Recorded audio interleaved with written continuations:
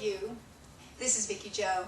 I've been hearing a rumor lately that Robert Kiyosaki is coming to town and he's going to be putting on a variety of workshops. And yay! Yay to Robert Kiyosaki. If you don't know who Robert Kiyosaki is, he's a very popular author who wrote a book called Rich Dad, Poor Dad. And it was a very popular book, and then he wrote, several other books in that vein, and now he's got a whole brand of Rich Dad, Poor Dad, and products and workshops, and heaven only knows related to that. So good for him. Yay, yay. Now what's interesting is that a lot of people will go to his workshops and then they come away and they turn into robots. Like I keep meeting Robert Kiyosaki robots, must buy real estate, must buy real estate. And they don't know anything about real estate. They have no clue. They've never bought anything, bigger than a stereo system in their entire life maybe, and all of a sudden must buy real estate. And it's scary. It's just scary. And I don't think that's about Robert per se. I'm not going to lay the blame for that at his feet, but clearly there's a little brainwashing that goes on. You go take those workshops and you get brainwashed and you go, oh, must buy real estate. That's the way to be rich. And it's always about rich. Got to get rich. I want to be rich, rich, rich, rich, rich. And maybe the problem's right there. The things people will do just to be rich.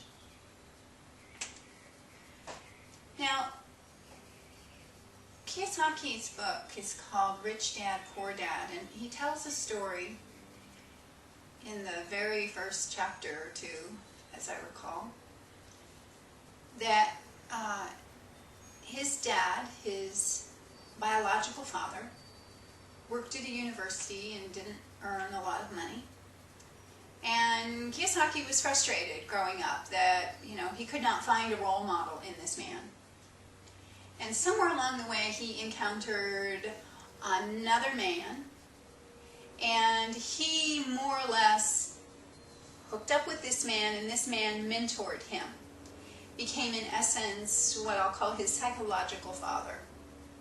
And his psychological father was rich. And he knew how to be rich and stay rich and get rich, and he taught Robert what he knew about being rich. And so Robert's whole book is predicated on what he learned from his psychological father, not his biological father.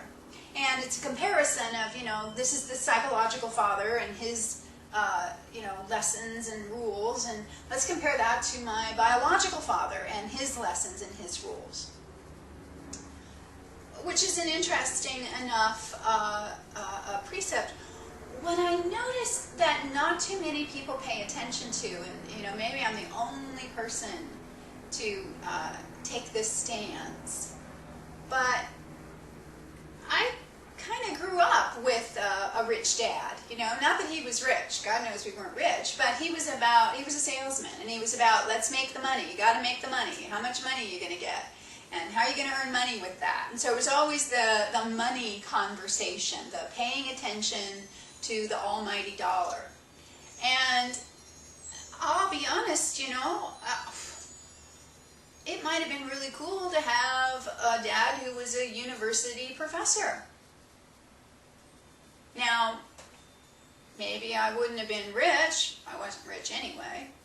But I might not have been rich with Robert Kiyosaki's real dad if he were my father, but I wonder if he would have been a more suitable psychological father to me. I don't remember the specifics of his biological father, but he worked at a university. I think he may have been a teacher, perhaps a professor, which would mean he had an advanced degree and probably was teaching, fairly abstract topics. I don't know what topics, but I could hang with people like that. I end up hanging with people like that as it is. A lot of the people I hang with have doctorate degrees or master's degrees, and you know, have shelves and shelves of books in their home and like to read books and talk about books and are interested in things other than the almighty dollar. So, you know, I can appreciate that Kiyosaki was not happy with his biological father and needed a psychological father in order to become himself, in order to realize his potential in the world.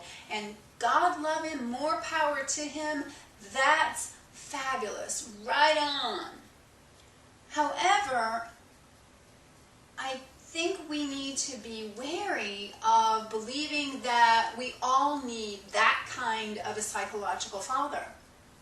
Because I've met too many people who become real estate robots who've lost their shirts trying to buy real estate, or have done a number on themselves. Like, what's wrong with me that I haven't made a killing in real estate yet? I was at a training, not for Kiyosaki's, but somebody related to that, and she was telling me how she had just gotten out of debt with all her credit cards, and they wanted her to sign up for their programs going forward. And if she did the big deal where she got all the training programs, it was going to cost $14,000. And she was totally in a quandary trying to decide whether to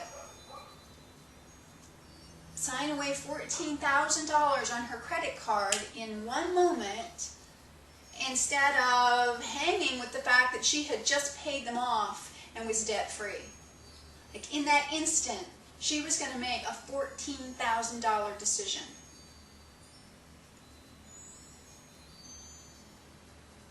Not an easy decision to make, especially if you don't know what your values are and you don't know who your psychological father is. Really hard to make that decision.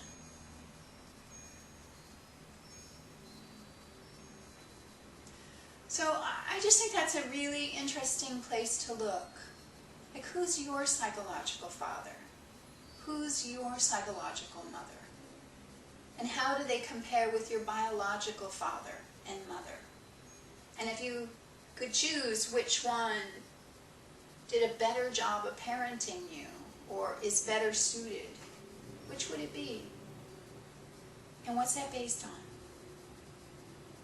I think there's something important about getting conscious about that, and not just assuming that the university professor, poor dad, is bad because he's poor, and that the rich dad is the good dad because he's rich, and that being a real estate drone is the only way to exist in our current culture.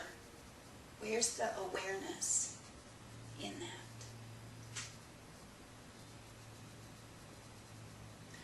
I'm hoping this gave you some insights, some things to think about, something to perhaps chew on for yourself.